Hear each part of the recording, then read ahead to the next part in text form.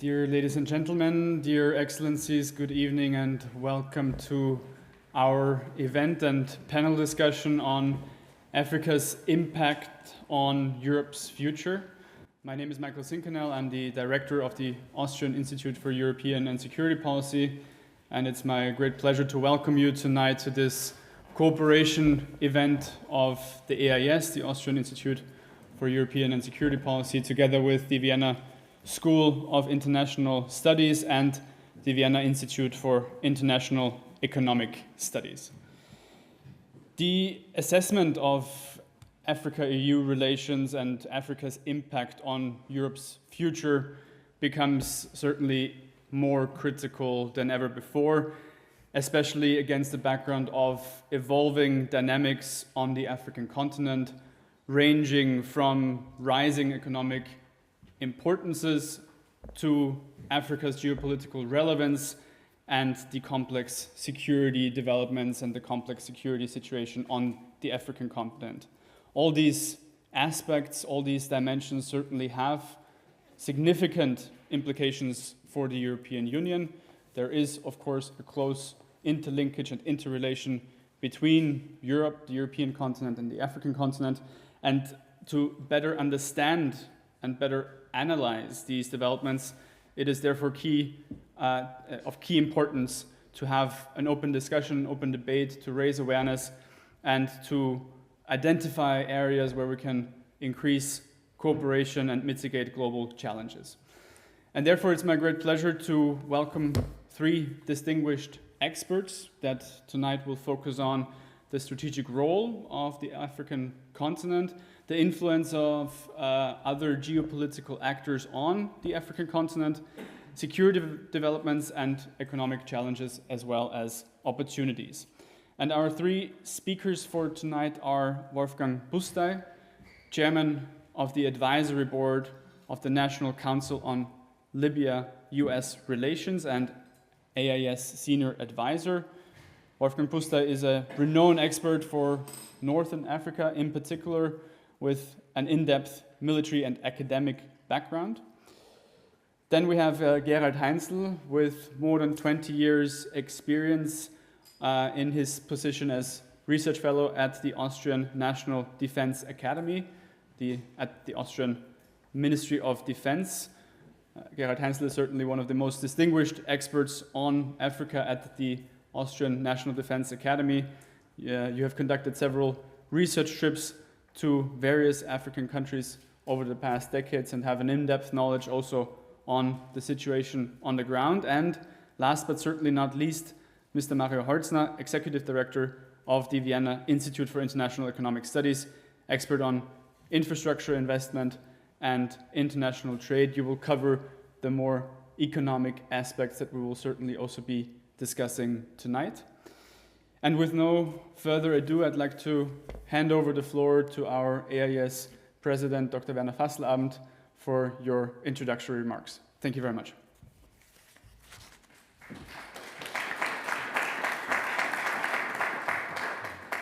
Thank you very much.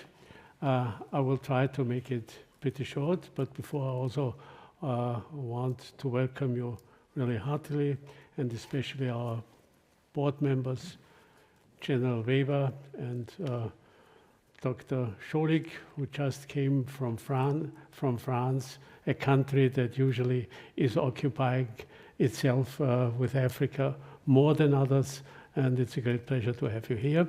And maybe just two more people I want to say. It's a great pleasure for me that Sharif Abdallah is here, an old friend.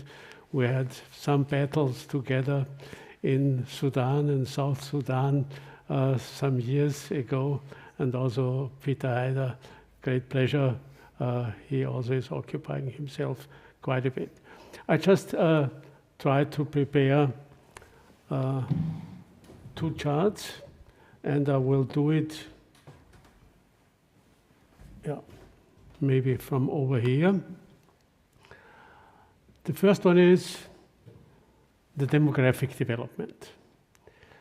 Europe and Africa show that they have quite a different situation. unbelievable, but in 1950, in the period when most of the African countries became independent, Africa had around about 200 million inhabitants, compared to more than 500 million in Europe. That means that Europe then used to be 2.5 or 3 times as big from the population as Africa. In the meantime, the situation has changed quite a bit. 1.5 billion in Africa in 2025, and around about 740, 750 billion there in this number. Also, the population of Russia is included. It's not only the western part of Europe.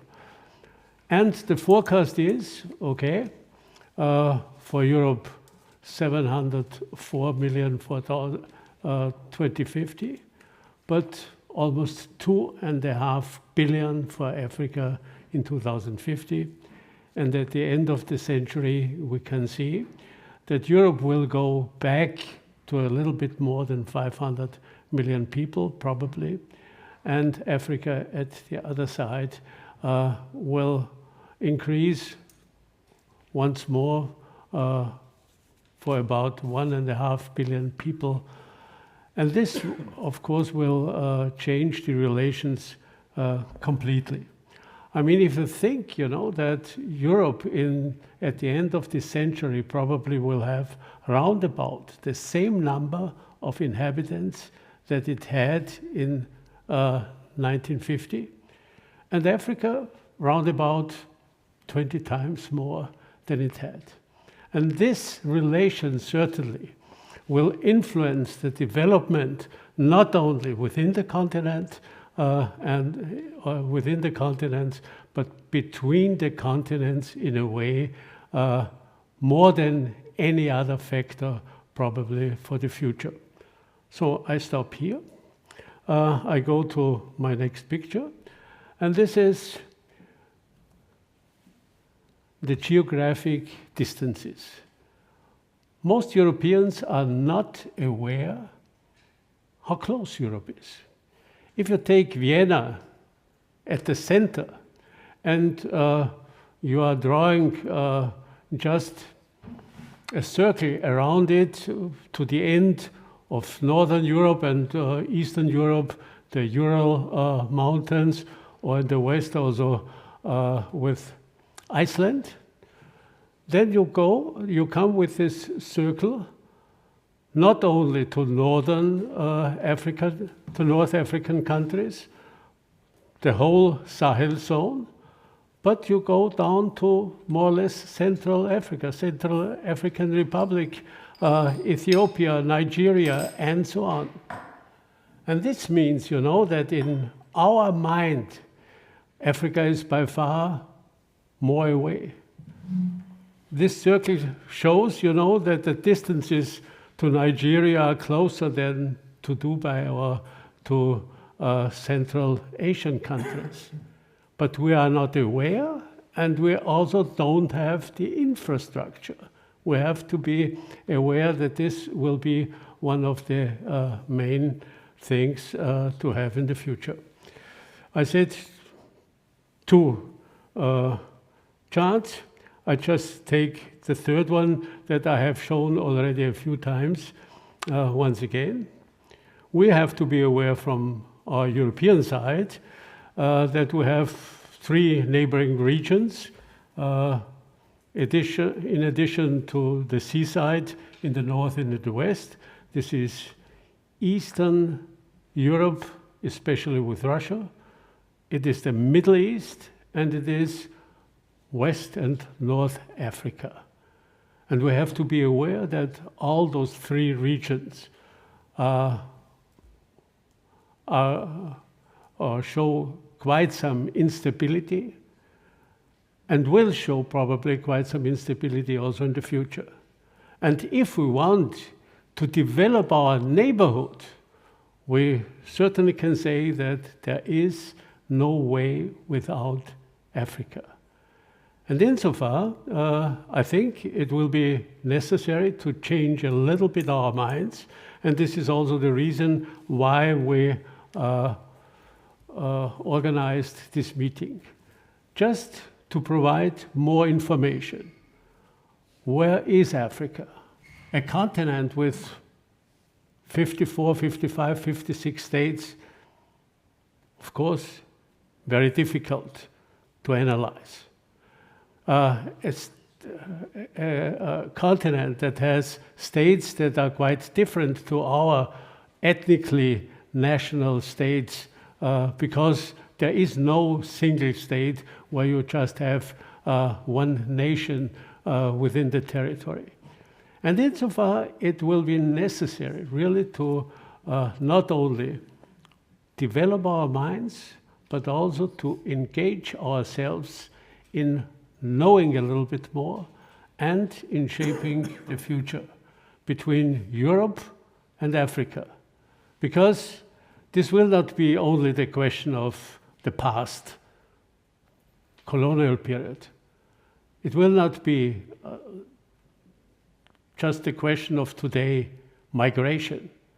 It will be much, much more. We have to be aware that, almost 4 billion people at the end of the century will mean not only, of course, migration problems and challenges still ongoing, but also, at the other hand, an enormous human capital that is living over there. And this in a period when the population of China will go down already to half of what it has been now or in the past years. Okay, with this I want to stop. We will go on and certainly look at the security situation at the beginning with Wolfgang Pusztai. He is one, not only high-ranking soldier, he is a colonel, and he studied not only in Austria, but also at the General Staff courses in America, and he certainly is an expert about the security situation in this region, and therefore, Wolfgang, please, if you could present us your analysis. Dear Werner, dear President, ladies and gentlemen, on June 27, 2025, the Washington Accord, a peace agreement between Rwanda, Congo, was signed under the auspices of US President Donald Trump. According to Trump, this deal ended a decades-long war. But what is behind this deal? And most important, does it work? Let's have at first a look on the main types of conflicts in Africa. This picture is by no means a complete description of all the wars and conflicts in Africa, but it highlights the main types of conflict that we have in Africa. We have Islamist insurgencies, in particular in the Sahel area, in the sub-Saharan area, and in Eastern Africa, driven mainly by a Salafi ideology. We have territorial disputes, not only in the Western Sahara, but also several in Central Africa, including between Sudan and South Sudan, but also in the Mediterranean. If you have a look up on the right upper corner of my slide, you can see the description of the economic exclusive zones between Libya and Turkey in accordance with the 2019 Memorandum of Understanding between the that time Libyan government in Tripoli and the Republic of Turkey. This nice little sketch means that according to the interpretation of Libya and Turkey, islands do not have a continental shelf, and as such, islands do not have an economic exclusive zone. If this would be accepted, it would be clearly against the UN Convention of the Law of the Sea, and not only Greece have already objected against this, but just a couple of days ago, also Egypt. But I'm pretty sure, as this is for Turkey of vital interest regarding the argumentation in the Eastern Mediterranean, not only with regard to Libya, but in particular with regard to Greece and the Aegean and Cyprus. We will hear much more about this. A territorial dispute, which is in particular of relevance because an African state, Libya, has a, let's say, particular point of view about the international law of the sea. We have political power struggles. The most bloody one currently is in Sudan, where the breakaway rapid support forces break away from the central government, from the central military forces, have led to probably what is currently the most bloody civil war in Africa. We have conflicts about resources, especially in Eastern Congo. That's the conflict that the American president intends to end, and I would say hopefully he will succeed. We have a number of separatist movements, not only in Eastern Africa, where Somaliland has declared its independence from Somalia, and the independence movement of the Tuareg in the Central Sahara, especially in northern Mali. But we have also quite bloody, but in Europe rather unknown conflicts, like the conflict about Ambazonia. If you have a look on the area of Cameroon, you can see the flash in there. Cameroon was divided between French and British colonial, today's Cameroon, was divided between French and British colonial rule. After independence, and that's of importance, after a referendum, the English-speaking regions were integrated not into Nigeria, but into the predominantly Francophone state of Cameroon. And in 2017, a separatist movement declared the independence of Ambazonia. Well, within the last couple of years, about 10,000 people were killed, 800,000 people are internally displaced, and about 80,000 people left for Nigeria. We have ethnic violence.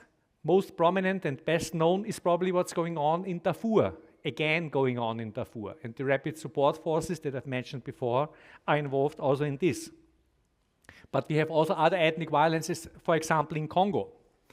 And let me also stress, we have quite a huge amount of street riots of poverty-driven violence.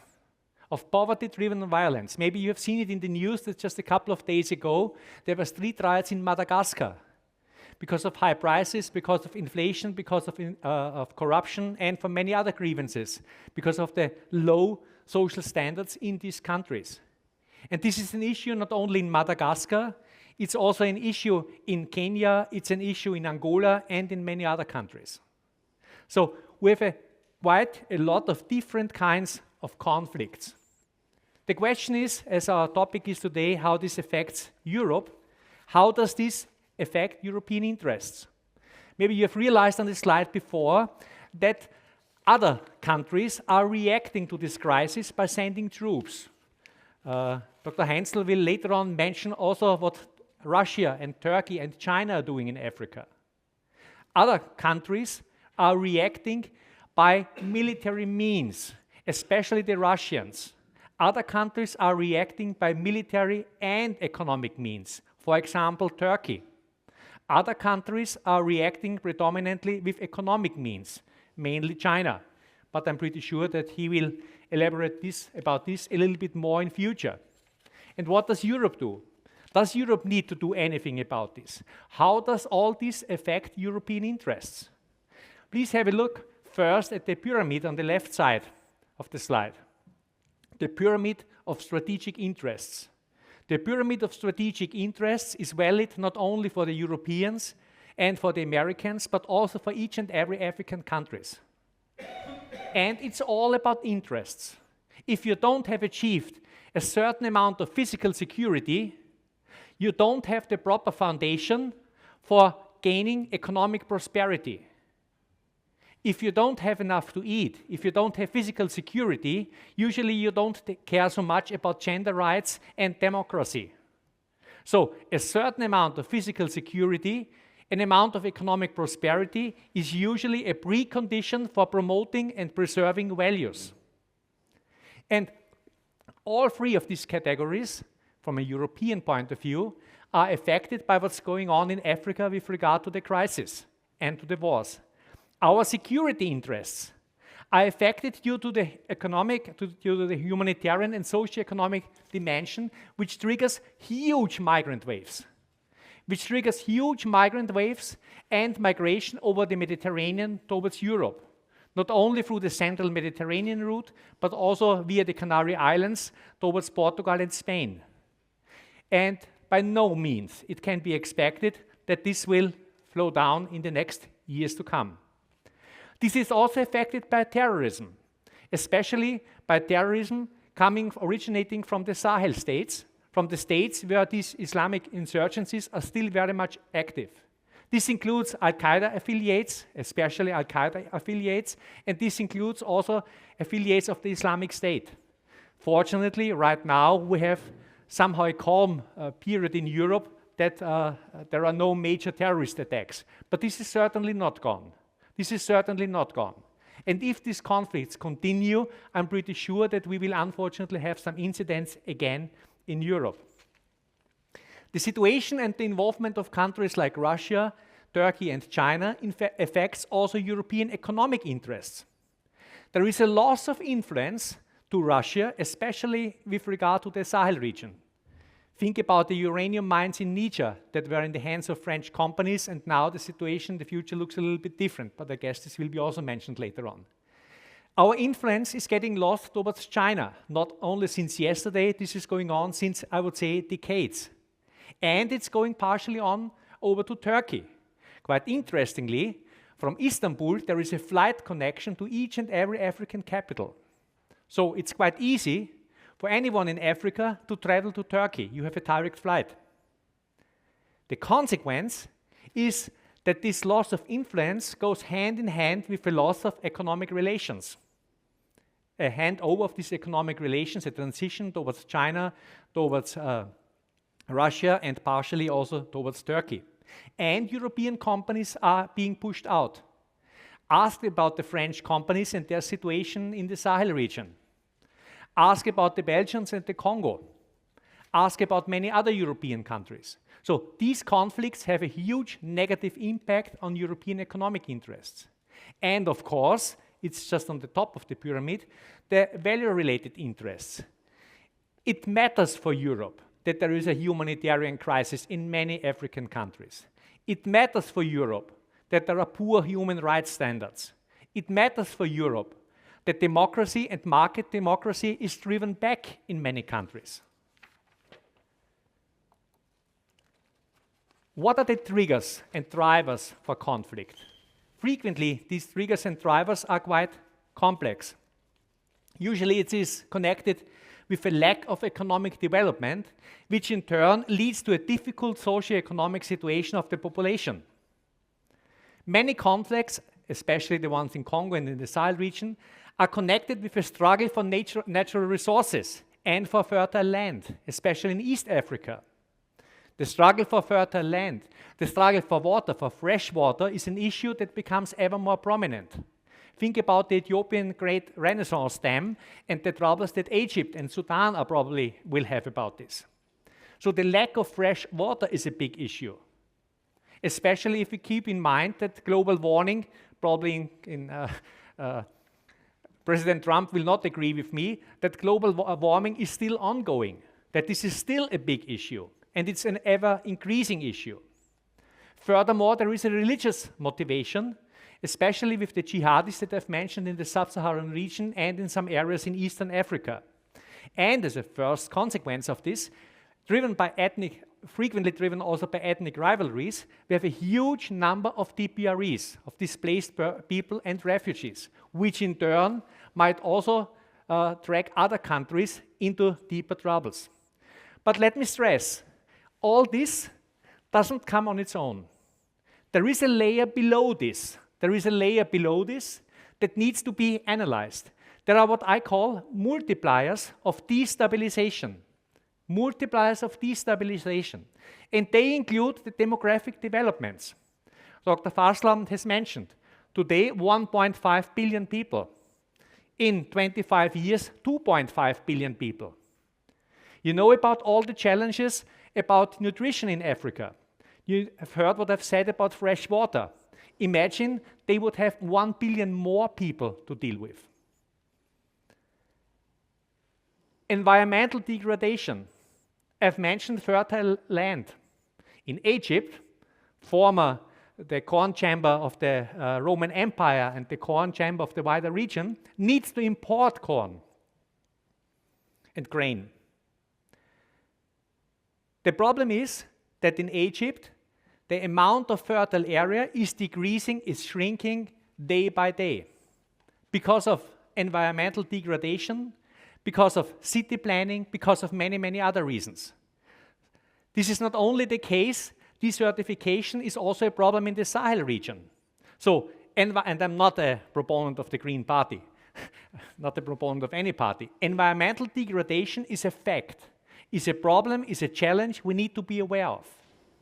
The next one is corruption. I remember during the Trump 1 presidency, at that time deputy administrator from USAID said to me, Wolfgang, we are going to delete these and that countries from our list of nations where we are donating because we are just creating more millionaires there. We are donating money and we are creating just more millionaires there because it is impossible to deal with corruption there. Corruption is a big issue in many African countries, not only African countries. And the next one is bad governance, an inefficient and a lack of state structures and the number of weak institutions that are not able, for whatever reason, to deal with the situation they have in this country. So, and what can Europe do about this? At first, to be realistic of the impact and of the consequences of your actions. If you are organizing gender seminars in Mali, if you are organizing seminars about human rights in the Central African Republic, the outcome will be accordingly. I don't think this is ridiculous, but it doesn't hit the requirements of the countries in question. Remember the pyramid of interests. The first and foremost interest in these countries is security. Gender rights are coming pretty up on the top of the pyramid. How successful were or are the various EU civilian and military training missions in Mali, in the Central African Republic, in Somalia and in Mozambique? Did they really address the urgent requirements of the countries? I have some questions. Yes, there is a poor human rights records in many countries. But is it really right to undermine the credibility of the leaders in this country by urging them and discussing about human rights every time when a prominent Western European is at a visit there? In 2017, I've lectured at the Bundesakademie für Sicherheitspolitik, the Security and Policy course, the strategische Führungslehrgang of Germany, about Egypt. And Angela Merkel was about to travel to Egypt. And we were discussing, what shall she say about human rights? I said to them, be aware, Al-Sisi is the pharaoh in these countries. He lives also from his reputation. If you are undermining his reputation every day, this won't do any good for him. And if his government needs to resign or is overthrown, this also won't be good for us. So, coming back to the Washington Accords. These were US-led mediations involving, and that's important, Qatar, Arabs, Togo, local from the region, and the African Union Commission. It wanted to end decades of conflict in Eastern conflict, fueled by armed groups like the M23 related to the Tutsis in Rwanda and the FDLR related to the Hutu in Rwanda. The provisions of the agreement were that the DRC ends support for the FDLR and on the other side Rwanda ends its support for the M23. All troops from Rwanda should have been withdrawn from Eastern Congo by today. It's not really the case. There should be a meeting, there should be a permanent commission, a joint security coordination commission. It is established, but they have still a long way to go. The key component of this agreement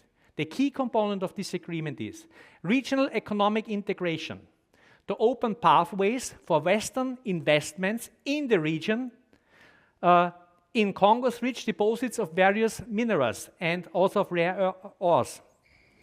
The idea is to give the people a better future, to show them if they are cooperating together and with the West, with the Arabs and with the Americans, that the future will be a better one. Will it work? As of today, no. Will it work next year? We will see. Final one. There is a requirement for a strategy for the stabilization of Africa. And this strategy needs to address the key issues, the underlying multipliers of destabilization. In a phase one, they need to contain the multipliers of destabilization and improve good governance. They need to deal with limit population growth, achieve progress on environmental protection, and minimize corruption and cultivate good governance. How to deal with demographic developments? Ask the Tunisians. They were quite successful during the Ben Ali regime. Social security, education for females, establishing health standards to reduce the mortality of infants, and especially change the role of women in the society will help to lower the fertility rate of these countries. So yes, there are ways you can deal with it. Environmental degradation.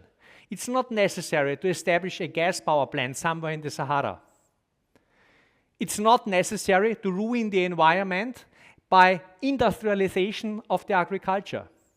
It makes more sense to have some kind of subsistence agriculture that helps the people on the ground and then gives them jobs so they can live from their products at home. And if they need something from abroad, this shouldn't be the big challenge. Phase two and the crucial phase is stabilization through broad impact projects. This is about implementing the most urgent measures for stabilization and to deal with the key challenges in the social, economic, security and human rights sectors. This means not high-end hospitals. This means primary healthcare for everyone. This doesn't mean high-end universities. This means primary education for everyone. This doesn't mean, and I come back what Dr. Fasslabend said, not high-end infrastructure, highways. This means primary infrastructure, roads, trains, electricity throughout the country to establish a network where an economy could grow later on. And I would like to stress it again. This does not mean an industrialization of the agriculture. This does not mean to destroy the environment. Because if this is the case, if these multipliers of destabilizations are not get under control in the next 5 to 10 years, the future will be very dark. Altogether, think about this slide and about what Europe should do. It's all about interests and it's about the right sequence of your actions. Thank you.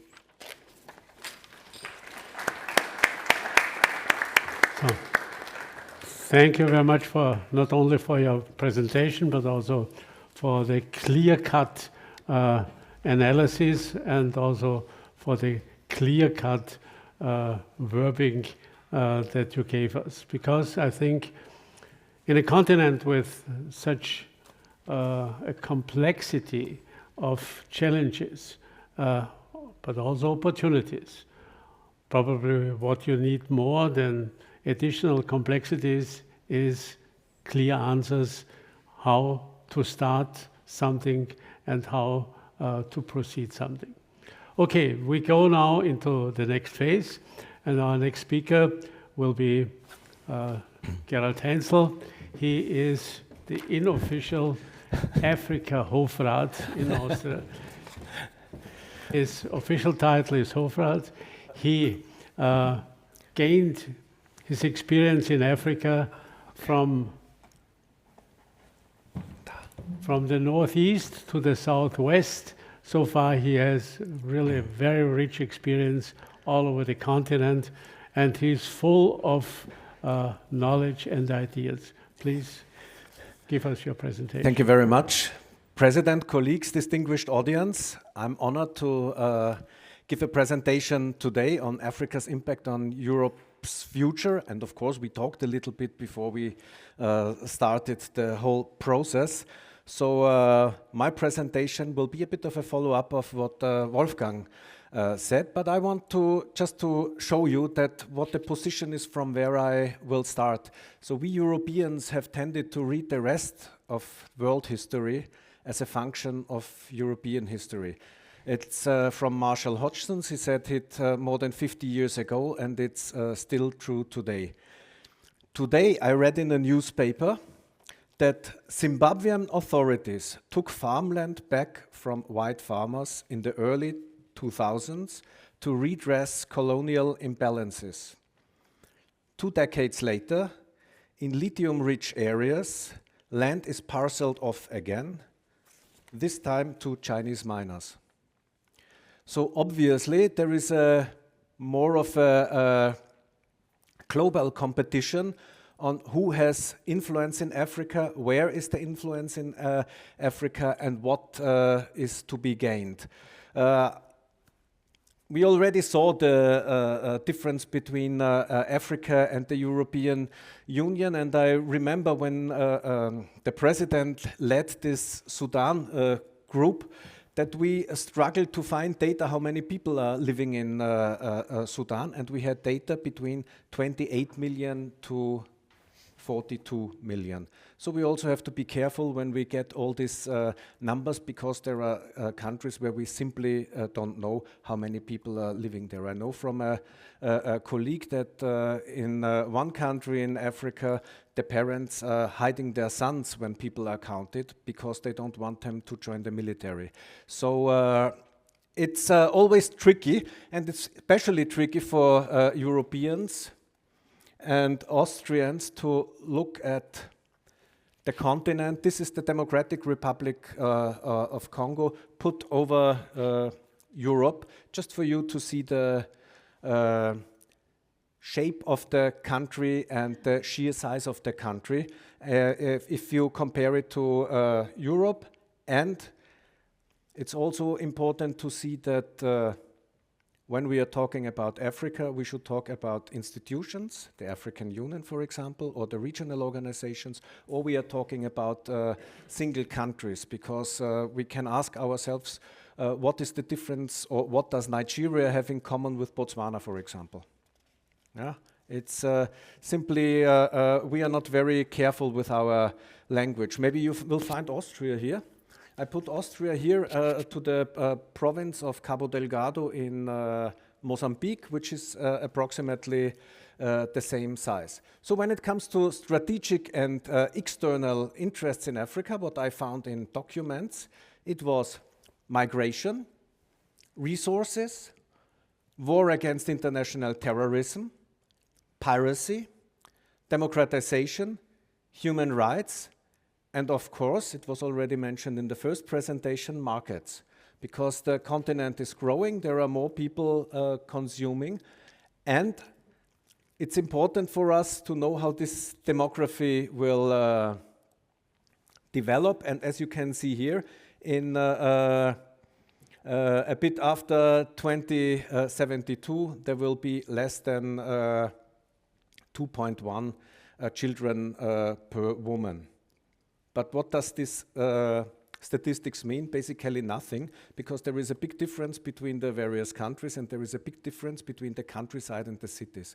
So we have to really, if we want to look at it in a professional way, we really have to look at which country, where in this country, and what's really going on there. But this demography is in so far quite important, because as you can see, until around 2050, there are more will be more people in the area, and Wolfgang already mentioned the Sahel area. We have climate change there, so there is less agricultural arable land for more people.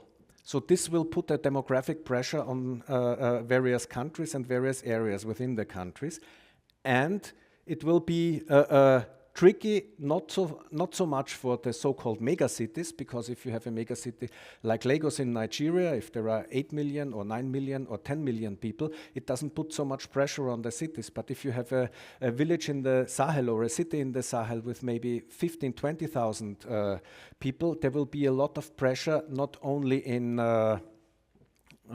bringing goods and services to the people, but also in waste management in these countries. This will be a big challenge.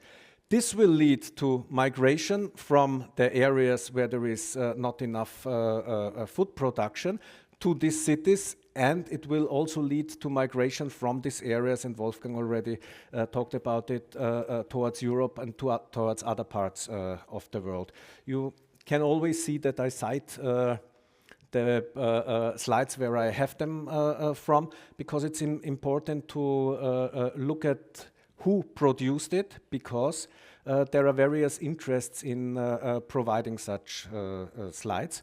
And it was an interesting fact when I did the preparation for this presentation that I found many slides on Russia in Africa, China in Africa, and maybe some European countries in Africa, but you don't find many slides on what is, for example, India doing in Africa, or what are the countries of the Arab world organizing in Africa, how do they engage in Africa. Another problem in this area are the herder-farmer conflicts in the whole Sahel region, where identity is used, be it religious identity or be it ethnic identity, to proceed with this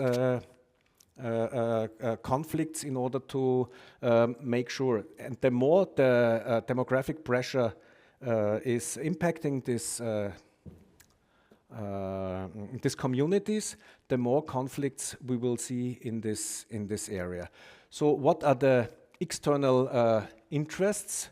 Of course, there are critical minerals. And if we were talking about the Democratic Republic of Congo and the so-called energy change in Europe, and all these critical minerals we need for it, like coltan or lithium, the Democratic Republic of the Congo is, from this point of view, the most strategic place in the world, at least for now. So why might Africa become a prominent player in global politics? It's the strategic resources. It's a key for global security and stability. And it's a demographic powerhouse. And of course, there is a hope for progress. And the continent might, in the future and in the not so distant future, gain some momentum in the international scene. What is interesting, if you look at these summits and high-level forums with Africa since 2000, you see at the bottom who started early, like France, China. France already started in 1990, Japan, the European Union, but then in 2007, 2008, Turkey started and became a very important player on the continent, especially in North Africa and in the Horn of Africa.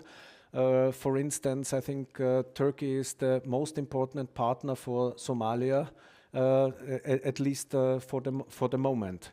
You see that other countries are also coming to the scene, like Saudi Arabia or North Korea. But who is really the most influential in Africa? This is as you can see, China on the business front and the trade with Africa in 2021. So China was leading on the business front. Washington was the #1 in development aid, and that's most probably one of the reasons why President Trump now is trying to scale it back a little bit, while others like China or Russia are not so prominent here. But when it comes to arms exports to the continent between 2010 and 2021, you can see that Russia is leading. This has to do with, on one hand, with the sale of military products, but also with the repairment and the maintenance of weapons which were already provided during Soviet times. Although other countries are said that they will be able to do so as well. Here you see how many countries and on which level were at the Russia-Africa Summit in St. Petersburg. It was, the dark ones are the head of states, the lighter ones the head of governments, and the lighter ones are represented, you see them especially in like Chad or Sudan, were represented on a lower level.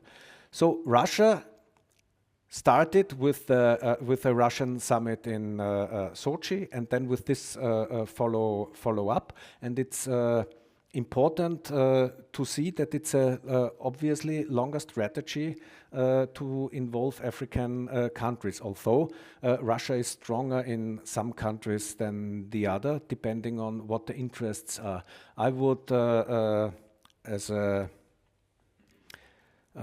thesis, I would say that Russia is going mainly to country where it can contribute to regime stability without any other interest, and for this regime stability they get resources from this country. So basically what the Wagner Group did, or now it's Afrika Korps, Afriski Korpus, it's basically financed by the countries in order to provide stability for the regime. If you look at this map, this is the trade of the United States versus China. You see 2003 and you see 23. Yeah, it's only Swaziland and Lesotho where the United States have more trade deals than China. The Chinese port expansion in Africa, you see in which countries China is trying to get capacity in ports, but it get into troubles with other players in that area, and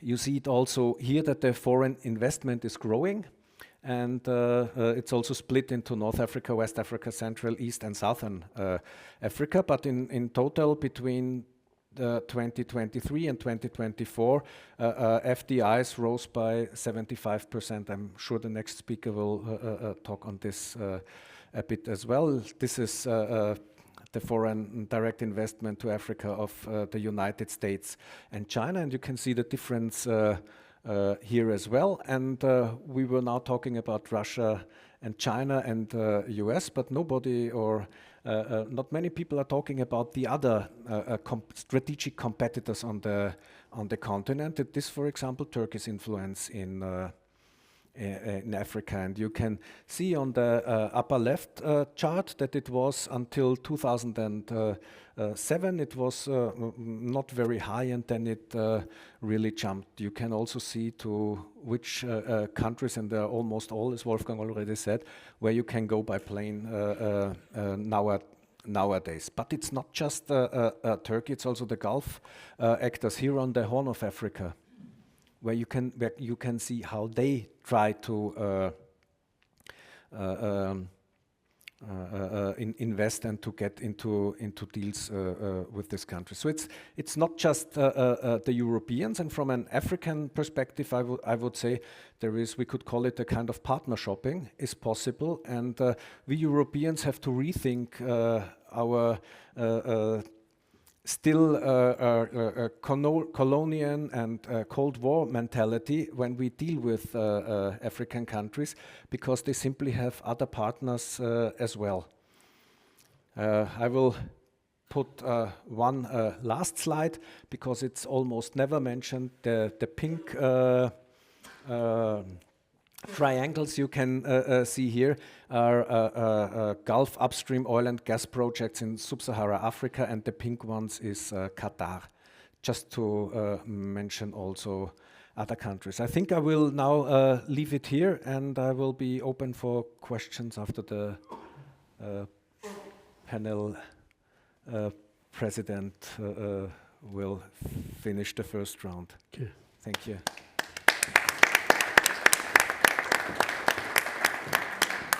Yeah, thank you so much for your presentation.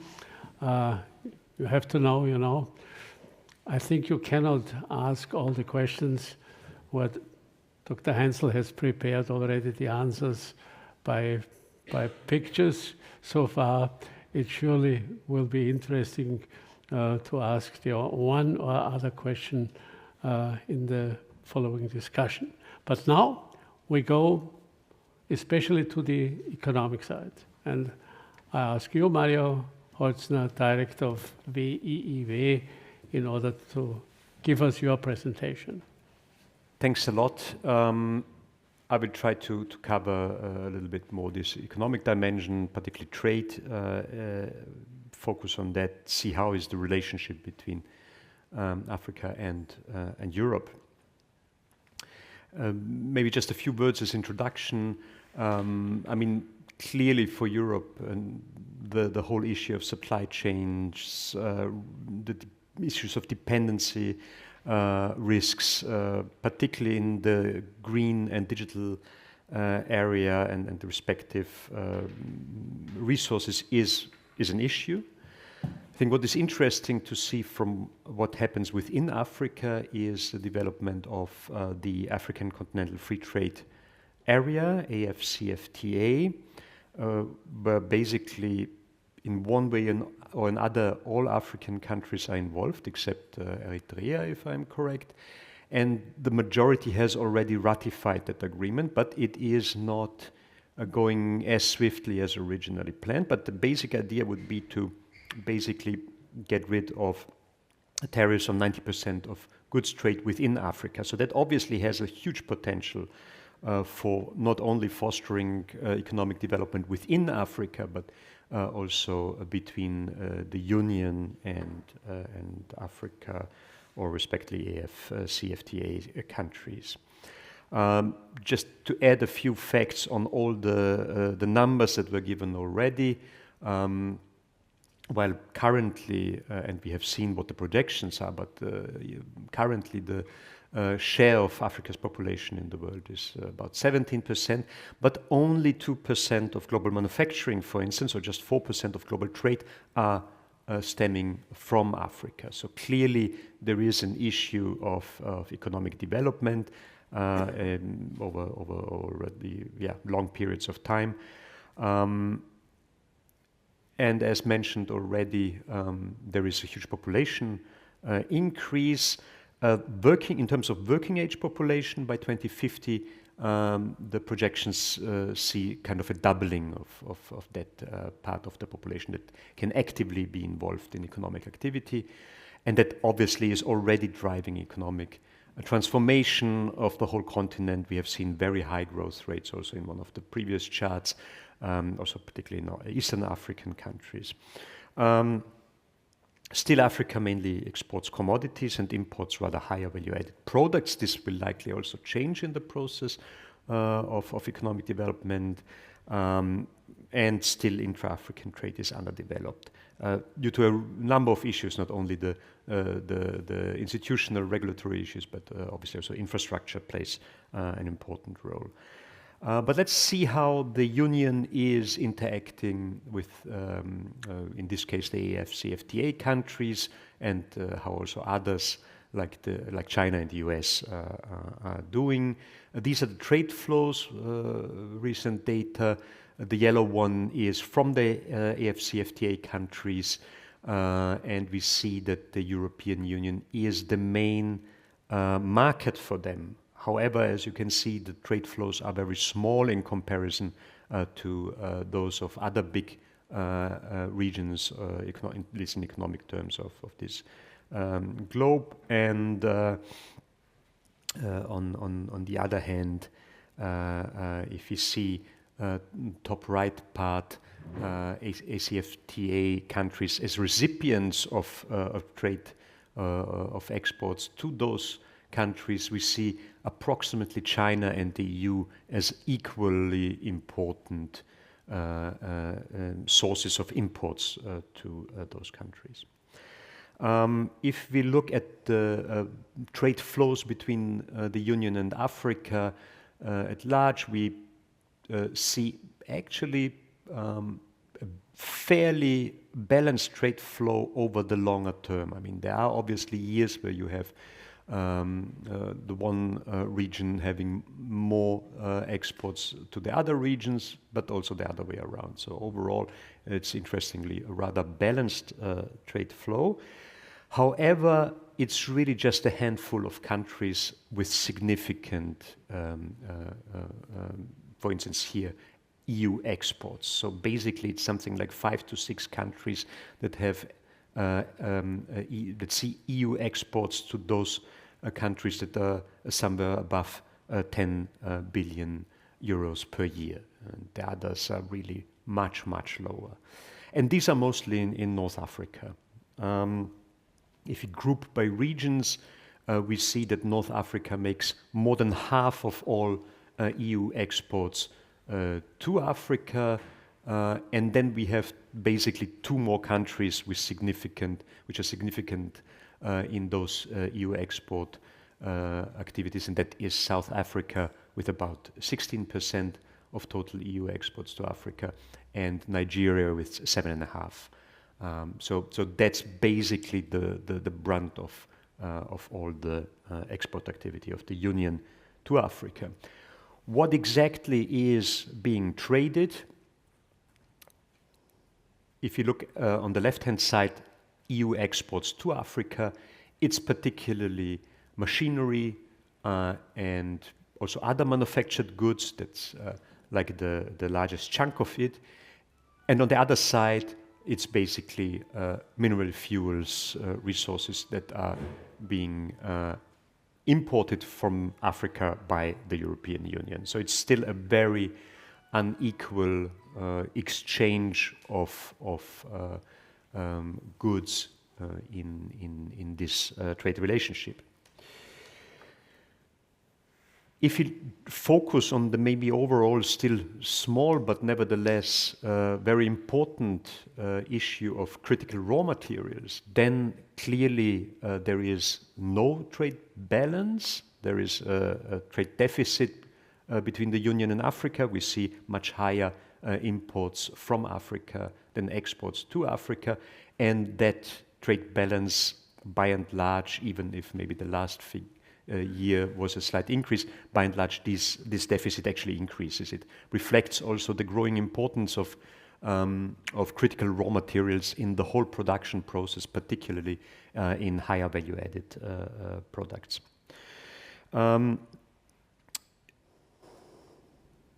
I have tried to actually do something economists call a gravity model, which works in a way that you take bilateral trade flows, such as, for instance, the exports of the Union to Africa. In fact, I modeled it for the whole world, and I looked at how important is a distance between Europe and the respective country on the one hand, and the GDP of the respective country, so to speak, the mass of that country on the other hand. And that typically explains 80% of all EU exports. Yeah? So there are other reasons, there are language issues, who knows what, all kinds of barriers might be important, but by and large, this explains almost all of the exports. And if we then compare what the model predicts, what should be the exports of the Union to which country based on those 2 determinants, distance and mass, so to speak, then we can see whether there is more actual trade than, in a way, that one would expect by this simple model, or less. And here, basically, we have a chart for Africa in terms of colors. The darker colors reflect countries where this prediction is above 1. So that means trade with those countries is already above the expected potential of just determinants, distance and mass. And that is South Africa, for instance, prominently, Morocco, Libya, Tunisia, Liberia, to give the most important ones. Hence, the light-colored ones are those that are below 1. So basically, we see a gap of that potential, and that is particularly in Eastern Africa, in Central Africa, but also important countries where already there is high trade, but where trade could be even stronger: Egypt, Algeria, and Nigeria, to name those some of the biggest countries of the African continent, where actually EU exports could increase if you just think about how close they are and how big those economies are already now. And this is now not to speak about how growth will be over the next decades. We saw the population figures. They will very much translate into GDP growth figures, most likely, and hence one could actually use these coefficients and project how that would work out in the future, and then I think one could forecast future growth trends. But I think overall, Africa as a whole, compared to all other countries and regions of the world, European exports have a potential to increase by a third. So there is a lot for Europe as a producer of goods and services, but obviously with growth in Africa, there will be also a lot of things that Europe will be able to import in turn from Africa. So my conclusions are basically that at the moment still Africa is a key source of critical raw materials, which are highly important for our green and digital transformation. But that also Africa is developing as an own huge producer as well as market for consumption, and that the ongoing processes in the framework of the AFCFTA is, I think, highly important, could streamline supply chains also, and enhance also EU-Africa relations. And I think increasing and improving trade ties would really support mutual economic growth and resilience. We saw the map by Werner Fasslabend, how close Africa actually really is, and it is really absent in our everyday discussions. It's absent in large parts from the media coverage. It's in a way really a shame how we do not interact with our neighbors, and I think it would offer more interaction, would offer in a way for both Africa and the EU more stable, diversified sourcing of particularly goods, but potentially in the future also more services, and in a way a reduced reliance both of Europe and Africa on China in the making of the new Cold War 2.0 between the US and China and its allies, where in a way those areas in between have somehow to find out how they will actually survive all of this and not become further battlegrounds in the games of bigger powers. So at this point I would like to thank you very much for your attention. I'm very much looking forward to the discussion. Thank you.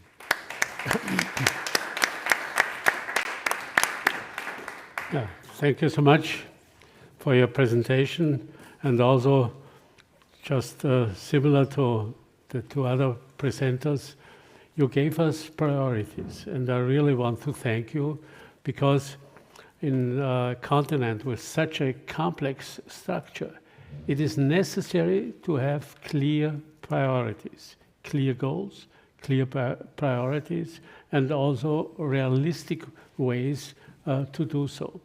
I would like now to go into the discussion. I only will ask one question myself due to my former function as defense minister.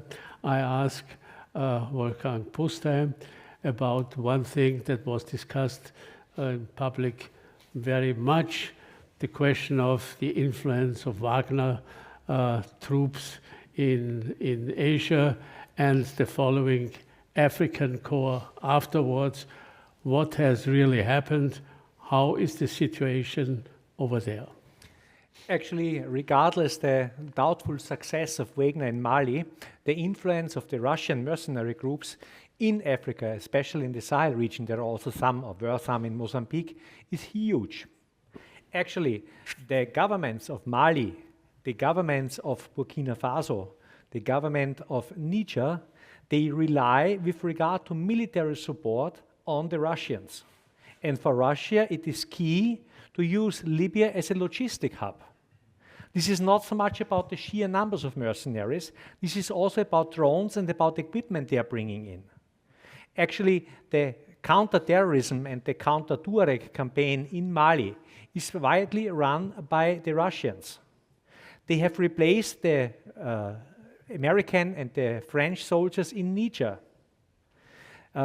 They are the ones who are protecting the junta in Burkina Faso. They are the ones conducting the raids, the more difficult raids against terrorism groups in the northern part of Burkina Faso. And they are the ones who are getting quite a huge amount of casualties. Just this year, I think it was in early summer, a larger group of Russian mercenaries was ambushed in northern Mali. And the figures about Russians that were killed ranks between 20 and 80. So they are not as successful as some people might believe, but for the time being, the countries, especially the military regimes in these areas, rely on them. And they are not there only for making some money from the mercenaries. The strategic aim of Russia through these mercenaries is to reduce the influence of the Europeans in the region and of the United States. Think about the American drone bases in Niger that the Americans needed to abandon. So the purpose is to reduce the Western influence in the areas the Russians are active, and the aim is to get access on their own to the resources in this area, from gold to uranium and others. And this is what I've mentioned when I've said that they are pushing out European companies from the region. So this is something Europe needs to deal with. This is something Europe needs to find an answer for. Okay, thank you very much. And now it's up to you to ask questions. I think there's a lot. Yeah, I have already the last row, please. Shall we introduce ourselves or not? How do you want to have this? Just introduce yourself with Valentin 3 Zeiger, words. I'm And a professor here, and I'm happy. Thanks for the talk. Question to Wolfgang Pusztai. There is a huge trade route and human trafficking route that runs from Nigeria, Mali, up to Libya. Is it also possible that the Russians want to control these trafficking routes so they can basically switch on and off migration or displacement into the back door of Europe? Thank you. okay, maybe we take another one. Krauchenberg in the first row, please. We have heard about this bitter situation that Russia, without helping in aid, in classical aid, they managed to conquer several countries by paying the high rankings and military. Now, as a matter of fact, by far the biggest aid is coming from Europe. Since many years and to very little effect. Now, we are also split up among all the member countries of the EU, each country having their own aid project. Wouldn't it be much better to combine it within the European Union, because not all our smaller countries are well known in Africa. So I just wonder if we shouldn't concentrate that. Strangely enough, Russia is not colonial, but of course France and Great Britain, they still have this disadvantage. But the European Union as such doesn't have the disadvantage of being mentioned as colonial. So I just wonder if that could be done. Hello, I'm Andrew Margori. This is a question for anyone who would like to answer upon. Is that for African development, there's the issue of corruption happening. And as mentioned before, is that there has to be infrastructure, education, much more stuff. What is your opinion on the idea of financial literacy as one of the key factors in reducing corruption, because it's more, in my opinion, more of an economic issue that causes this corruption? Just as a thought, food for thought. Okay, another one, and then we will answer it. Yes, please. Good evening. You kindly spoke about strategic economic interest and soft diplomacy. My name is Ifa, by the way. I'm a student of the DA. You kindly spoke about strategic economic interest and soft diplomacy as some of the reasons Europe ought to give more attention to its relations with Africa. But I wonder, that's a follow-up to what he asked, if there are any new models of educational exchange that could foster more balanced intellectual flows between Europe and Africa. Okay, thank you. I think you were the first one. Yep. So Migration. you start. Yeah. No, Russia is not able to switch it on and off. Actually, what is frequently misunderstood in Europe is, and you have indicated it, for us it's crime, for us it's human trafficking, for us it's smuggling. For many of them, it is trade. They were conducting Sahara trade since centuries. That time it was ivory and slaves and gold and this and that, and today it's fuel, weapons and migrants.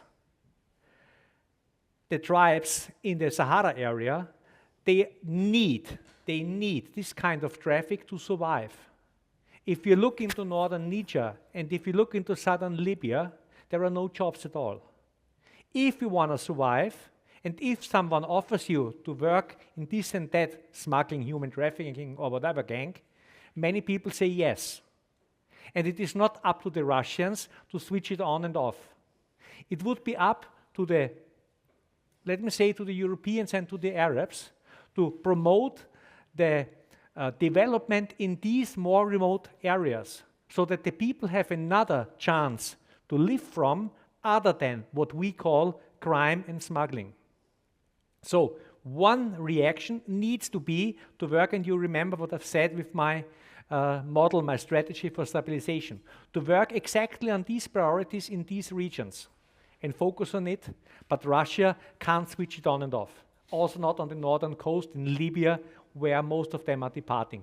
That's not the influence. This is done by the local gangs and tribes. Thank you. If I go further, Mario? Mm-hmm. Well, there were a number of interesting issues. I mean, clearly European aid is fragmented massively. And actually, this is just part of the story. I think the problem is also deeper in terms of what our strategic potential support in terms of infrastructure investment, for instance, looks like. And there was an initiative by the Commission, Global Gateway, that had particular focus on Africa, but I mean, if you look at what happened so far, it's almost nothing. There's a handful of some projects. The billions and whatever was promised, nothing of that really materialized. And I think one major issue is that behind a lot of, as a vehicle for investment financing in infrastructure, the EIB is a core element. And the EIB basically is an investment bank where not a single project fails ever. These projects are like planned years in advance, and everything is super fine and everything works out. But you know, which project really in more difficult countries like in the Balkans or also in Africa, where indeed issues of corruption and so on are an issue, often there are not these projects that have zero risk. And so I think we need new institutions that actually accept that there is a failure rate, that there is risky investment. And I think that is what, for instance, China is doing. China is doing, so to speak, political projects. The EIB is, by law, in a way, not financing political projects. And I think if we, as Europeans, want to really gain and certain foreign policy alignment of those countries, but at the same time deliver also something those countries really need, particularly infrastructure investment. They need it massively. That is the basis for economic development. Then we need, I would say, an investment bank that is ready to accept risky projects and political projects and projects that will be planned a bit more quickly, not as neat and great as EIB projects typically are being conducted. With regard to the question whether financing literacy can help to fight corruption, I'm a bit unclear how that should really work out. I think actually rather that corruption is a dependent variable, that it depends on economic development. Poor countries don't have the state capacities to pay proper wages to judges, to policemen, to politicians, and clearly then you will have corruption. I mean, corruption is everywhere. There is not a single French president who will not have huge troubles with law enforcement after the end of his term, as we see these days, basically. So otherwise, if corruption would be determined by ethnicity or something, that would be, I think, quite a sad and racist argument. So I think this is really, with economic development comes less corruption. Obviously there are things you can do in terms of improving institutions, but again, I think investment in infrastructure and also attracting foreign direct investment in order to increase export capacities, so an export FDI-driven growth model, as it helped to bring out of poverty Central Eastern, Southeastern Europe, as it helped to bring out of poverty hundreds of million people in China. That is still the dominant development strategy. So I think these infrastructure plus attracting FDI in export industries should be the prime target, and there is again a win-win potential for Europe and Africa. Mm-hmm. Thank you. Gerald? Thank you. Well, I think when it comes to aid, since we are an all-male panel, there was a book from a young woman at that time, Dambisa Moyo. It was called Dead Aid. Maybe you have heard about it. I really can recommend it, where all these 8 questions were asked and viewed from an African perspective. And this leads also to corruption, because one thing what you mentioned is this, I don't know if there is a term of it, I would call it petty corruption, you know, the small corruptions within a country. But if there are big projects, and you mentioned it with the French presidents, there is always a two-way corruption, not just in Africa, but also involving Europeans. So it's not an African problem per se, it also involves us. And I think we should find a definition on what we are talking about when we are talking about corruption. To find new models for a balanced exchange, as it was mentioned, I think we have to rethink the way we are dealing, not just in action, but also in theoretical, from a theoretical point of view, because we are talking about Africa. We don't involve Africans when it comes to strategy. African countries will have their own strategies on how they see the world and what they want and with whom they want to deal. And I think we should listen a bit more to the countries in question in order to come to a more fair and balanced exchange. Yeah, thank you very much. An additional? Who shall coordinate humanitarian aid? Who shall coordinate the development programs? In 2018, I've written a paper for the Italian Ministry of Foreign Affairs about the strategy I've briefly outlined before. In 2022, I've discussed this with the European Parliament, with a particular party about this. In 2024, the Italians have launched their Mattei plan for Africa. And they've defined in this plan clear priorities.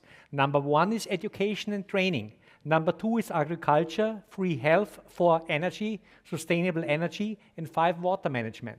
And the Italians are using 5.5 billion euros for this. And they've invited other nations to follow on with these priorities.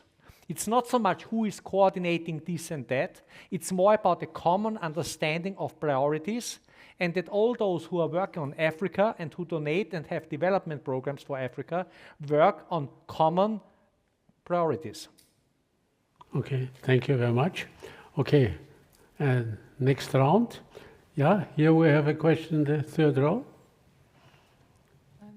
I guess based on what you just said, what about the problem that international aid may well need to be better coordinated, but it's just completely decreasing at the moment? Like we talked about demography, Tunisia, one example, Ethiopia, the other. They managed to take the demographic rate from 7.7 in 1993, like children per woman, to 4 in 2015.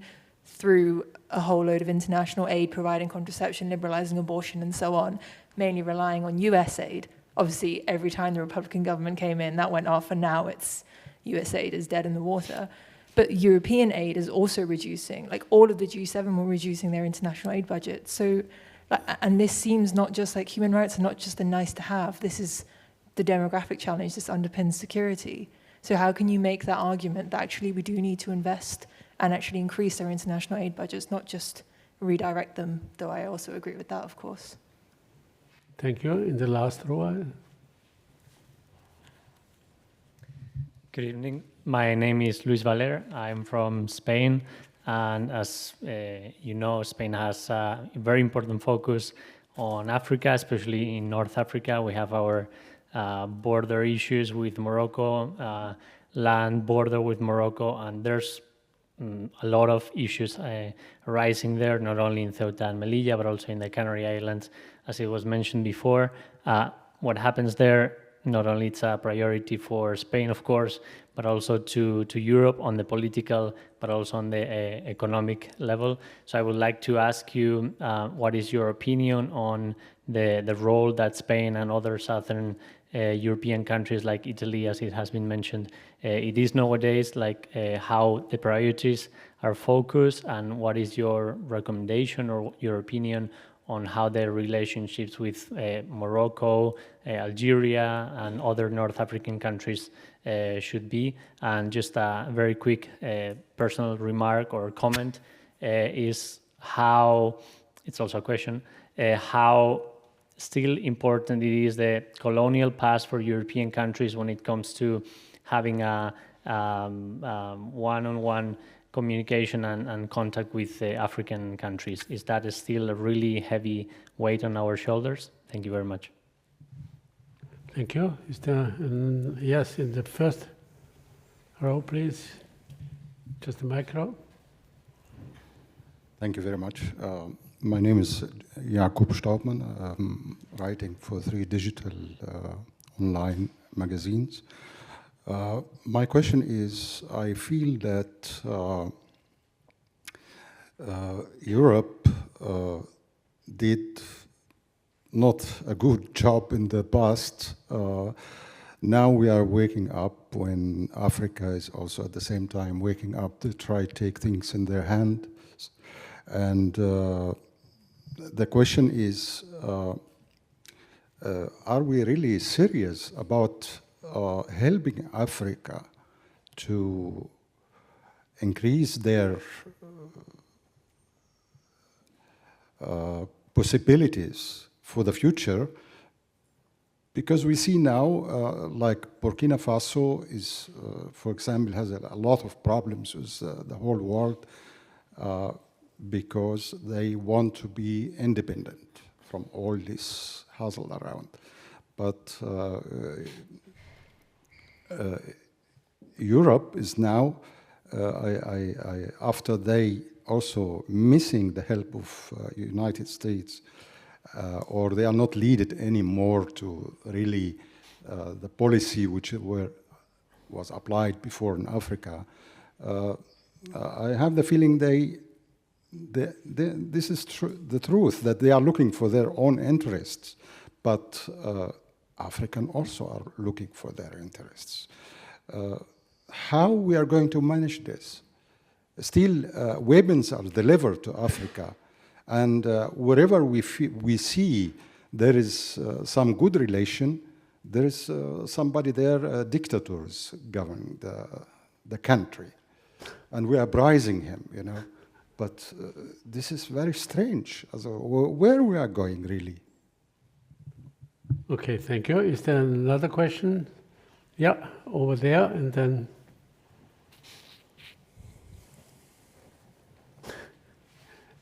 Thank you very much, first of all, for the interesting presentations.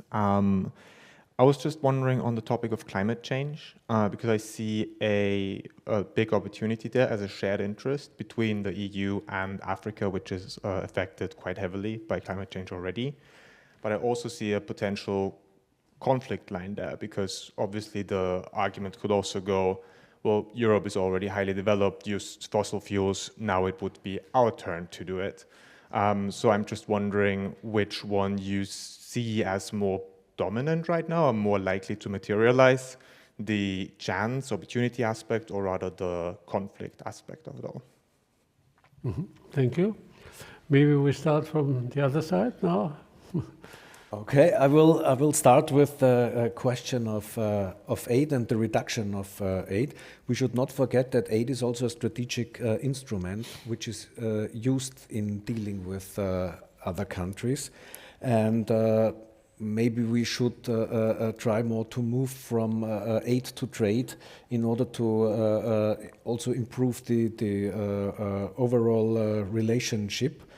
And yes, the colonial past is a heavy weight, but we cannot discuss it away. Just look at the African map and look at the language map and which languages are used. Most of the languages which are used as a lingua franca are European languages. It's French, it's Italian, it's Portuguese, and it's a little bit of Spanish. So we cannot discuss this away. It's still there, and it will most probably stay there, because even when Rwanda changed its language policy in, I think it was in 1996, they said we will change now from French, not to Kinyarwanda or to Kiswahili, but they said we now change to English. So it's the languages are there, and it's colonial languages. So we will stay with this idea. When it comes to climate change and mutual interests and conflict, I think there are both legs somehow how there. On one hand, there are mutual interests where we can deal with each other. On other hand, there are also questions which will automatically lead to conflicts within the regions, between the regions, and even within sub-regions. And I would say in the future, conflicts will arise within the region, which will have an impact on also how Europe and Africa deal with each other. And I'm not only talking about droughts, I'm also talking about torrential rainfalls, about floodings within this area, which will lead to the movement of people. Okay. Yeah. I mean, on this whole colonial issue, I mean, there is a way out, and I think the point is also that obviously a large chunk of that EU trade with Africa is performed by the former colonial powers, and I think where the potentials would really be are exactly those members of the Union that were not colonial powers. So, and where we see large growth and at the same time large also manufacturing capacities. So this would be Central, Eastern Europe. I think there have been also in some countries in communist times some ties with countries in the region that were perceived not necessarily as colonial, or there is a discussion whether that is really true, but nevertheless there is something to connect, I think, from that side, and I think that would be helpful in this process. Regarding climate change, I think actually I'm fairly optimistic in that sense, because just that the fact that given the Chinese overproduction of solar panels and wind farms, this will be the most cheapest way to produce energy. And I think that's just the issue of the price. And obviously it makes sense to have huge solar power stations in Northern Africa and connect that with strong electricity grids to the huge potential for wind farming in the North Sea and the Baltic Sea, and with the industrial consumers of that electricity in the center of Europe. So I think this is just such a clear thing. So the question is really, why aren't we doing things? And this brings me to the question, are we really serious about helping Africa? Well, obviously no. We are not even serious about helping ourselves. I mean, we are discussing whether the EU budget should be 1% of GDP or 1.3% of GDP, where anyway the largest chunk of it is earmarked by agriculture and can't do anything about the future, you know. So I mean, we are not even able to organize ourselves, let alone project any kind of power or even interests or even cooperation to the outer world. We are not even able to integrate the 6 Western Balkan countries, which are really, I mean, their combined GDP is half of Greece GDP. So it's a quantité négligeable in economic terms, but not in political terms. And I think we are really in huge troubles and have to do everything at the same time in all these areas. Yeah, thank you for these open remarks. Yep. I think the Burkina Faso and Algeria question were still open, but with regard to climate change, I would like to add green hydrogen. I was once at a workshop discussing about future energy transition and this and that with regard to Africa and Southern Europe.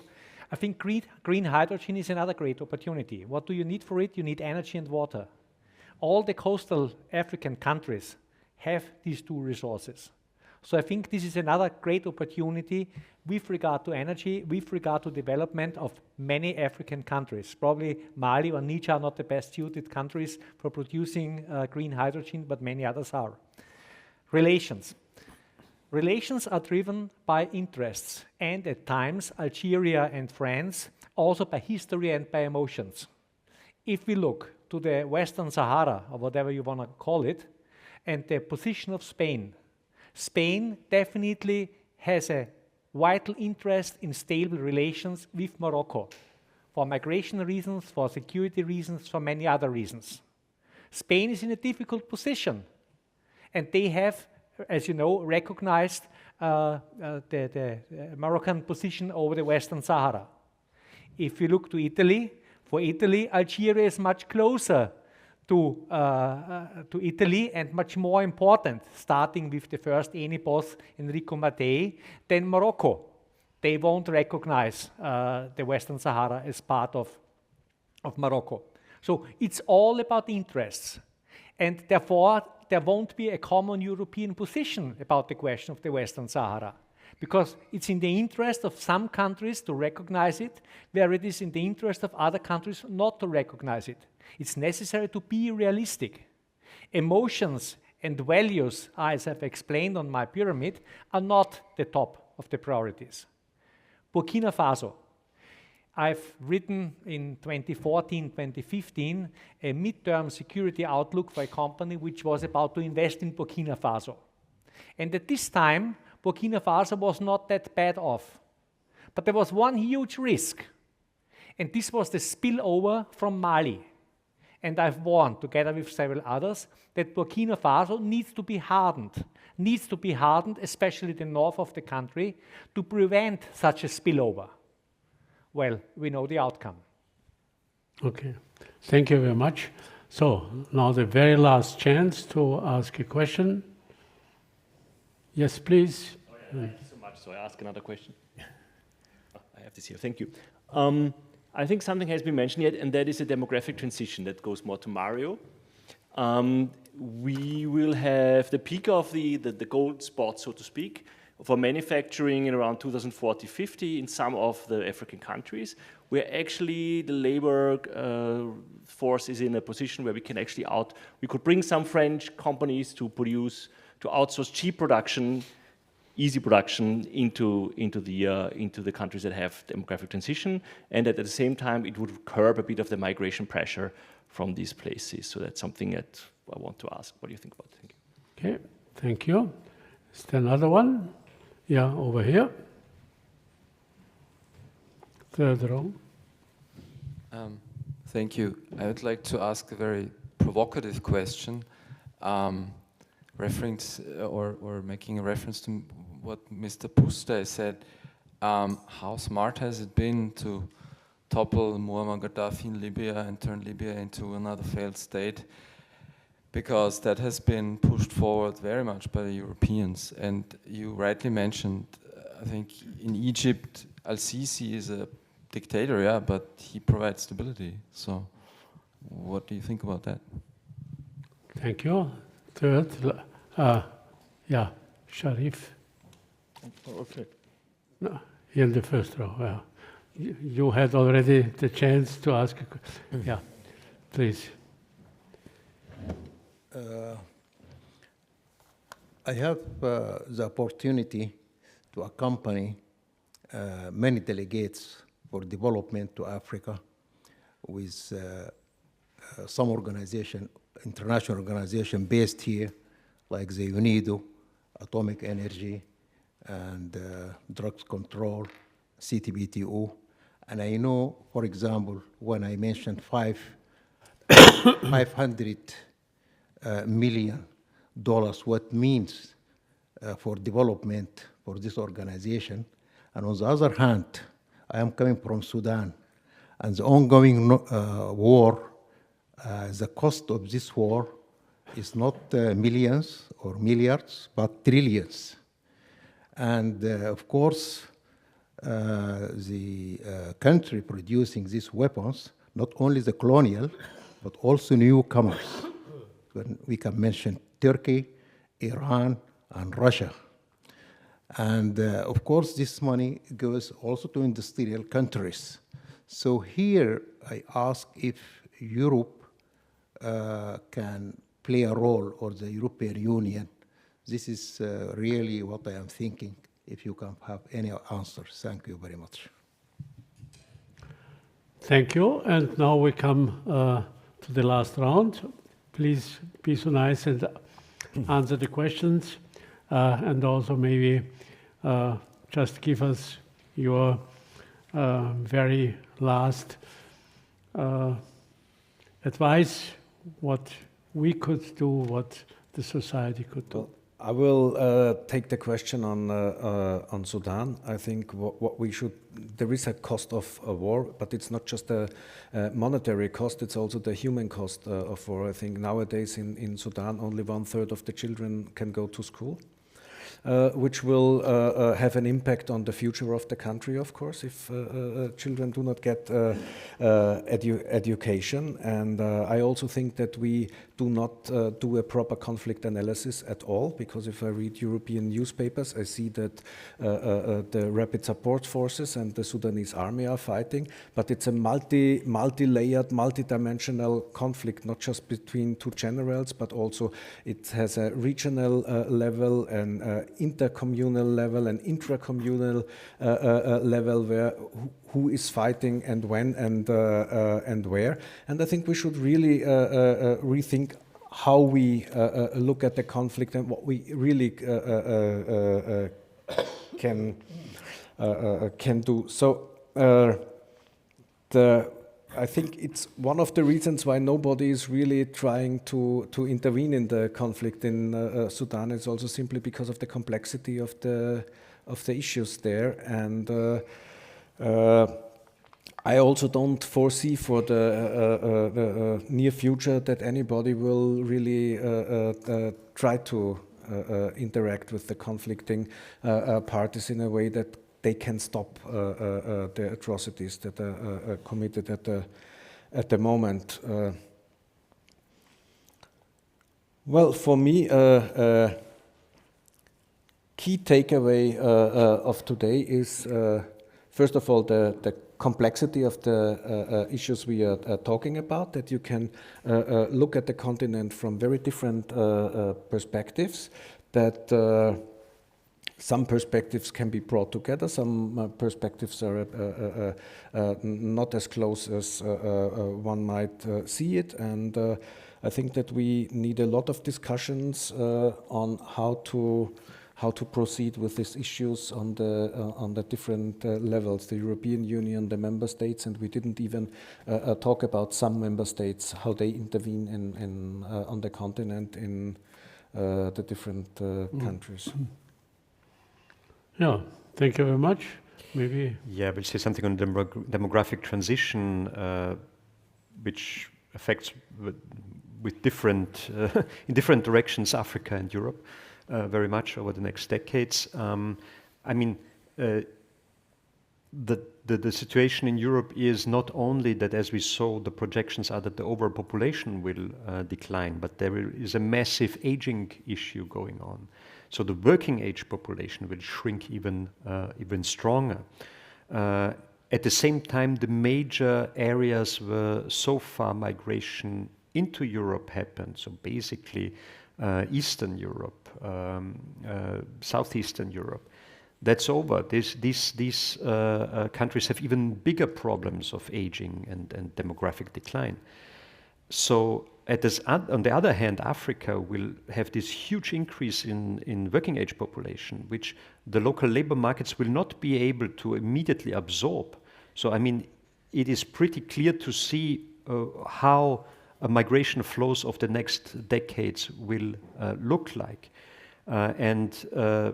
This goes obviously completely contrary to the current political discussions we have in Europe in particular, but not only, where actually the general mood seems to rather go into an anti-immigration stance.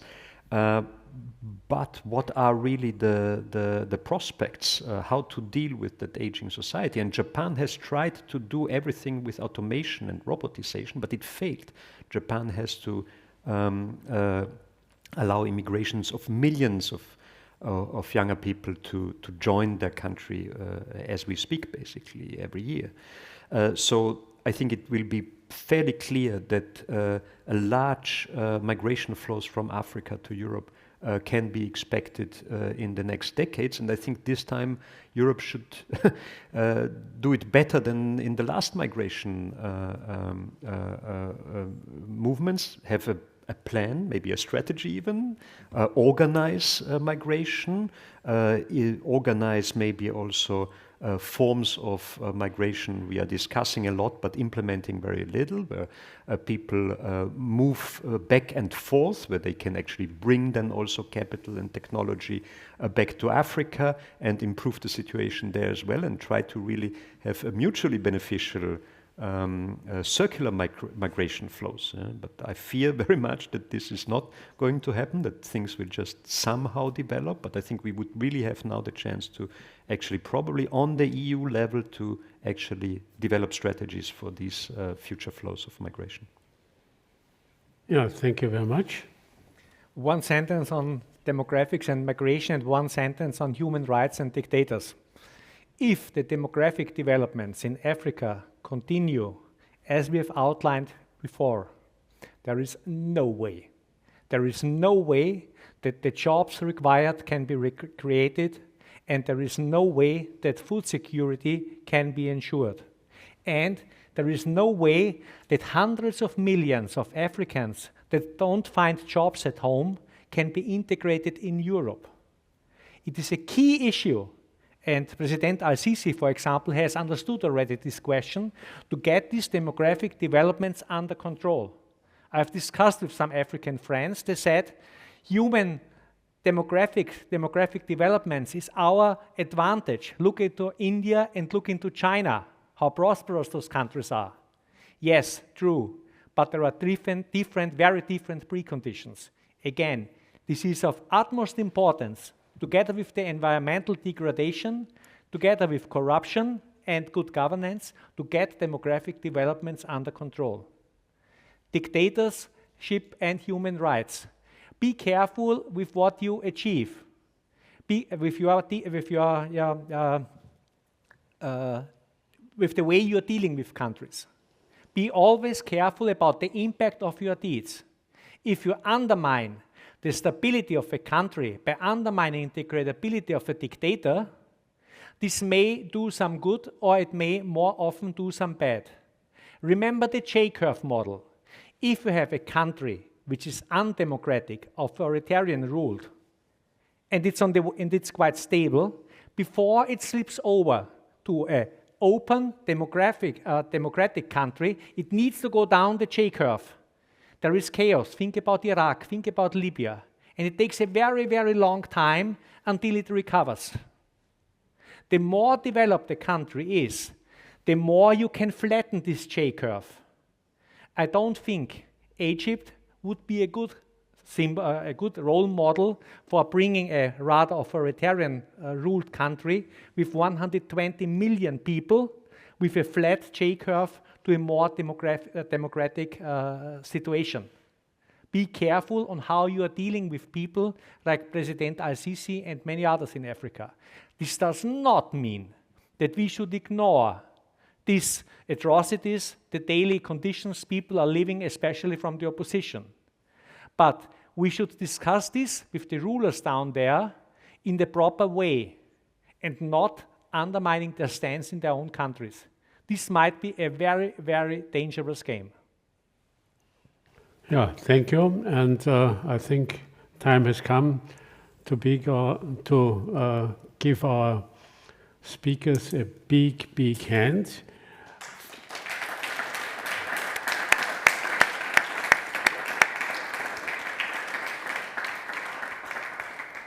Maybe at the end, just a very short remark from my side. I think the question is not only complex, it's not only big, it is so important for the future of Europe that we should occupy ourselves much, much more than we did in the past. I mean, it was outspoken already here. As a matter of fact, one sometimes has the impression, okay, in 2 months there will be another EU, AU, African Union summit. Maybe or probably they will decide, I don't know, 20 or 30 pages of program, a program that nobody knows and that nobody will follow afterwards. What we need certainly is a much more pragmatic approach from the European side and a much more united approach. When Mario Holzner spoke about infrastructure, one cannot imagine, I mean, this disproportion of infrastructure that was made by Europe compared to other nations. Anytime in Africa, in any country, you would ask who has constructed this road, this harbor, this airport, this hospital, this government building or whatever.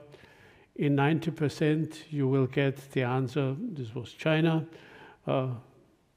maybe in 5% Turkey, in 3% India, but you never will hear this was constructed by Europe or by any European country, although we had such a strong link in the past.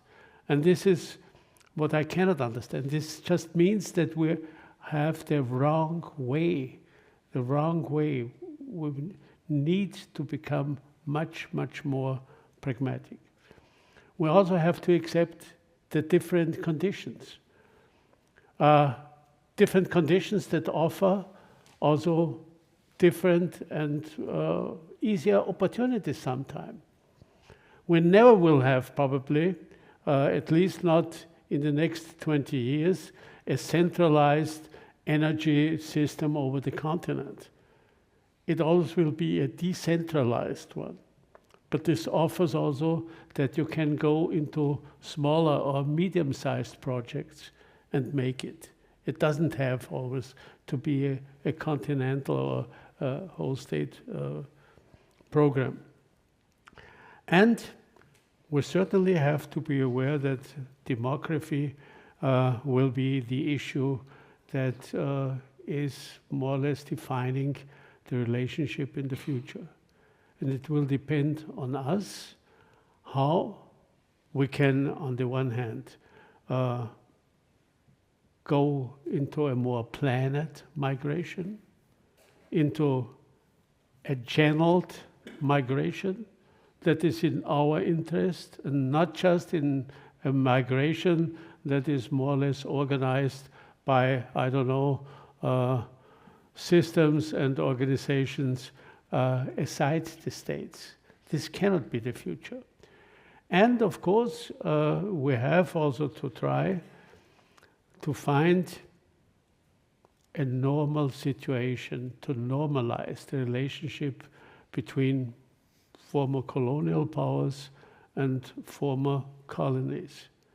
I think, you know, it will be necessary also to look at it from both sides. I mean, if you look to what has been shaped by the British or the French, only to name the two biggest ones in Africa, I mean, there was also quite some investment that has happened. Investment in different sectors, not only in infrastructure, but in different sectors, culturally, education, and so on. It has to be accepted, okay. Of course, this is a period not understandable for the 21st century, but we have to take the good out of it and to recognize it. And also, I mean, the way that the African countries went in the last decade. This is amazing, with such a bunch of challenges, you know, to go away even, if I just take the last example of yesterday or so, Malawi, yeah, democracy can work. The president, the acting president, is recognizing that he has lost the elections. He is overtaking the power to the one who won the elections and so on. There are many very positive signals and examples. And insofar, I think, we certainly have to learn that Africa cannot just be something, and general undefined idea, but something that is existing in our neighborhood and that will shape our future. And at the same time also, for Africa it will be important that Europeans will be able to participate in their development process. And insofar I think there is no alternative than to do something. And therefore we will continue also our way to discuss African-European relations.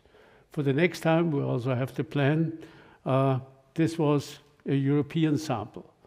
Maybe next time we should have an African sample to discuss it, or maybe a mixed one, okay. But certainly we have to go into this process. And therefore, I want to thank once again our speakers for the excellent presentations. I have learned such a lot. I will study the maps and also the projections very, very intensively. Thank you so much for everything. And I want to thank you for your interest, because this is the necessary basis in order to bring changes. And in this sense, I just want, I want to end. And if the director doesn't have another, okay, he is content with his president so far. Thank you. And I want to thank you and wish you a very nice evening, and at the same time, I will invite you come to our next presentations. We have a lot, and especially if you just think it over in your calendar, on the 6th and 7th of November, we will have our European Forum, 6th in the evening, and the 7th is a Friday, the whole day, more or less, big event with prominent speakers from Europe, from Austria, and from many countries. Okay, in this sense, thank you very much, and I wish you a very nice evening.